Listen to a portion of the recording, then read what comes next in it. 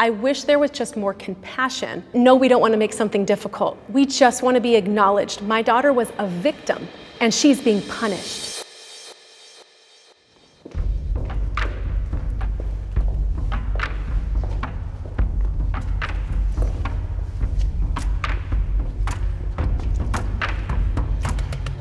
Hi, my name is Marissa Gold. I am a parent. I have 2 girls, 10 and 13, and I'm also a parenting expert with my own parenting company, Intuit Parenting. My name is David Epstein, and I'm a pediatric intensive care physician.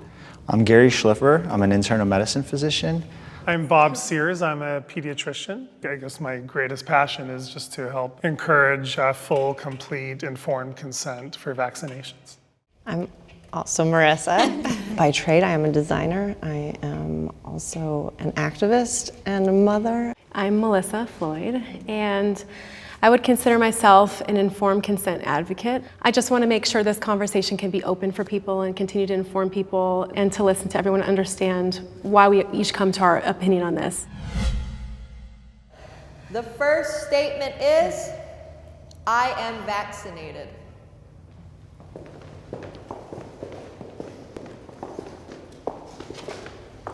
So I actually wasn't fully vaccinated, interestingly. I grew up with 2 parents that were into alternative medicine. So I was not vaccinated as a child, but as I got older, I vaccinated myself. Well, I was vaccinated as a child, but my last vaccine was about 15 years ago when I returned to college, and I had a severe reaction in that I became arthritic in my hands. Went to many, many doctors and nobody knew what was going on and why it was happening and just shrugged like, it doesn't make sense. You're too young to have arthritis. And it wasn't until having kids and sort of digging into my own research for them that a lot of answers started coming up. And I think it's unfortunate that a lot of it is overlooked.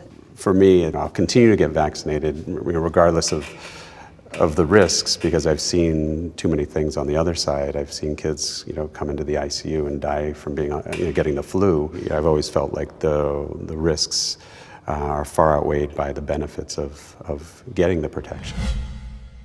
Not getting vaccinated endangers other people.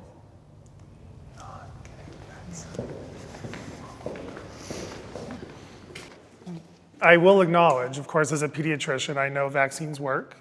I know they give you protection.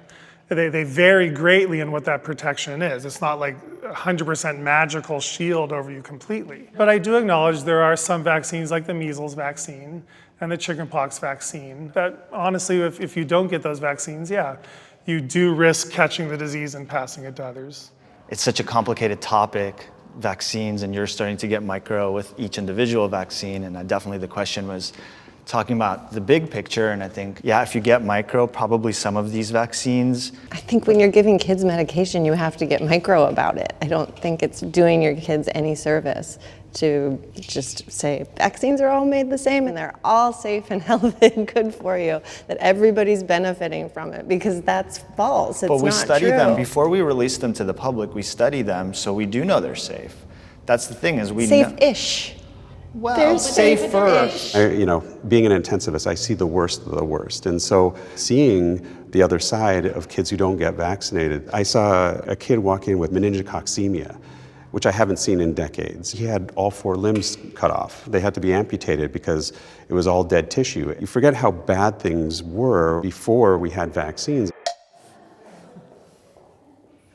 I didn't step forward for that because I don't like the assumption that if a child is unvaccinated, somehow they are of risk to everyone. And also knowing that vaccinated individuals can also be carrying and spreading diseases, I think it's very polarizing to separate the two, as if you're vaccinated, you're totally fine. You're not risking anybody anything. Unvaccinated children don't just have diseases hanging out in their bodies waiting to unload at any moment.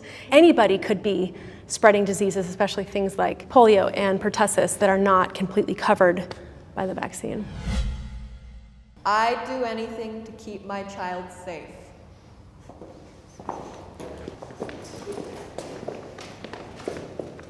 I agree. I don't have kids, but when I think about it, the idea with vaccines is you're protecting all of us. You're protecting the group. There's this idea of herd immunity. And so I think that's why it's really important to talk about, because this is an issue that doesn't just affect you, it affects everyone around you. Because there's people that aren't vaccinated that are sick or have immune issues, or they're too young to get a vaccine, and they count on herd immunity. I think most people too, like I started out vaccinating my daughter because I believed all the same things that you said. It wasn't until she had a reaction and several reactions that I actually had to look at it differently, where I realized by continuing vaccinating for her, that actually would hurt her. And yet everyone wants me to do it for the population, as if I'm supposed to continue to sacrifice my child for everyone else. Well, I mean, there are medical exemptions for vaccines. If your child has a reaction and there's concern, I think that's valid. But I think a larger population is using other justifications to not get the vaccines. You know, a number of families who look into vaccines, they will decide to opt out of vaccines because they feel they are just not willing to risk the side effects. But the side effects are like 1 in a million, 1 in 2 million. Whereas the side effects from the diseases, when I see all these outbreaks and things like that, I'm going to choose vaccines every time. And that's, I think, right there is the disservice to this conversation, because it is a risk-benefit analysis, and what's unfortunate is how downplayed those risks are. I only started investigating vaccines because I ended up with a kid with an autoimmune disorder. So what does that mean? And instead of finding answers, I found more questions. The 1 in a million is not a real number. It's really not. And so the more that is put out, so people think that, no, it's not when you're talking about the different kind of reactions. I think the number you're referring to is anaphylactic shock. That anaphylactic shock is, of course, extremely rare. Whereas when you look at seizures from the MMR vaccine are 1 in 3,000. But again, this creates fear in parents. We worry that those on your side kind of downplay those. So my daughter had seizures. Seizures for most people are considered kind of a big deal. You know, when it happens to you, that downplayed element of, well, that's not anaphylactic shock, it's just a seizure. It is just a seizure, but seizures can be dangerous. I don't think it's an idea of downplay. I think it comes back to what we were saying with the risk-benefit analysis. And I think the data is very clear that the benefits of giving vaccines by far outweigh the risks. So I don't think it's a question of downplaying the risks. They're there. But we also know that children were dying, and now they're not. And yes, there's side effects, but they're not as bad as what we had before vaccines. I don't always trust my doctor's opinion.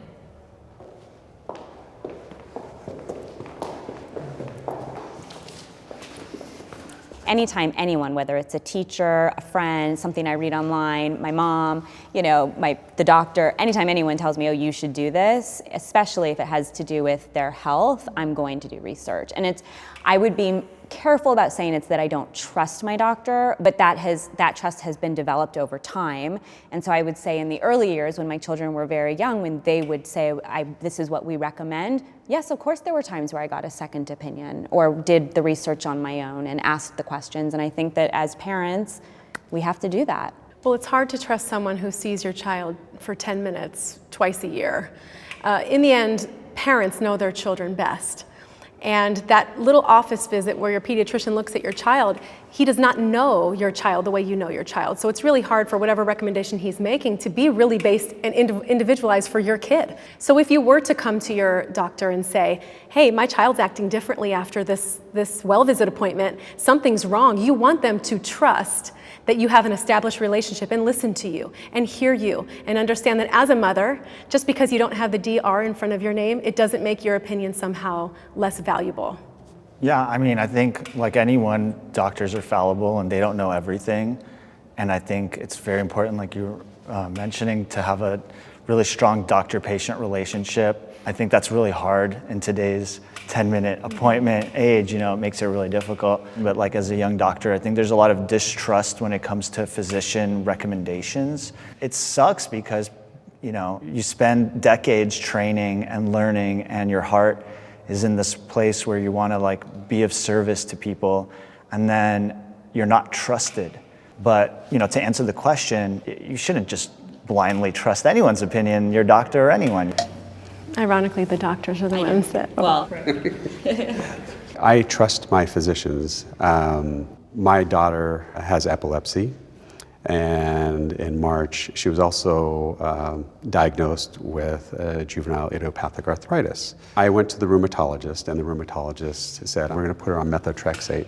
And I looked at her, I'm like, methotrexate, that's a chemotherapeutic agent that kids with cancer get. And she's like, yes, but we use it in a low dose, and it doesn't cause harmful side effects. You have to trust me. I said, okay. And I trusted her. And I am so glad that I did. Before all this happened, she was a competitive gymnast. And she used to walk up and down the stairs like she was 90 years old. She couldn't hold a pencil in her hand. Now she's back on the bars, back on the beam, doing things which my wife and I never thought that she would do again. So yes, do I trust my physicians? Yes. Do I question them? Yes. I will say, look, can we do this for her? Can we do this instead? And yes, I can appreciate what you guys have said as far as people hearing you. And I think that's the biggest problem in medicine, is that time is short, clinicians aren't listening. And I think that as a pediatrician, one of the most important jobs that we have is to listen to parents. And I think that if any pediatrician isn't doing that, they're not doing their job. There is too much hostility between the two sides. Yeah, absolutely. I don't like it. I want us to be able to talk. I want us to be able to have relevant and educated conversations. And I think at the core of this conversation is what is at the core of humanity and being a parent, which is that we all want to do right by our children, and we want to lead happy, healthy, and productive lives. Yeah, I have no doubts in my mind of how I've come to my decision making on the subject, which has been tedious and thorough, to say the least. I did not expect to go down this path in my life.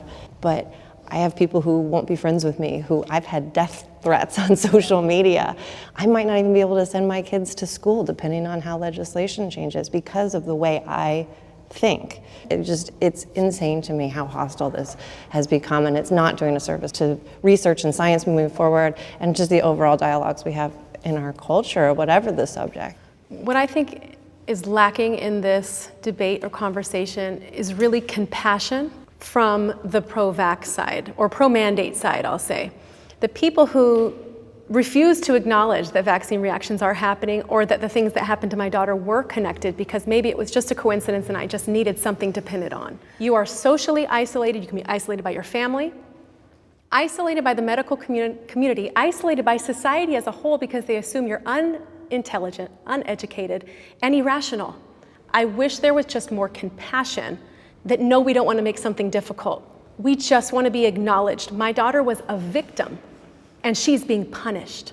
When I signed up for this, there was a little bit of trepidation coming into this because you do hear things in the media, about the people who are anti-vaccine and the way they respond to physicians, and it is a little bit scary. As physicians, we care about people. There is compassion on the medical community side. We wouldn't do this if we didn't care. But again, I do have compassion for the families that have gone through issues with vaccines, and I have a great deal of compassion for the families that had children die from preventable diseases. There shouldn't be any hostility, there should be discussion. We can always question things. That's how we evolve, that's how we get better.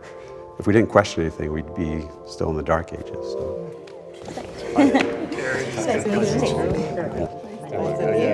Likewise. Thanks for sharing your story. Thanks.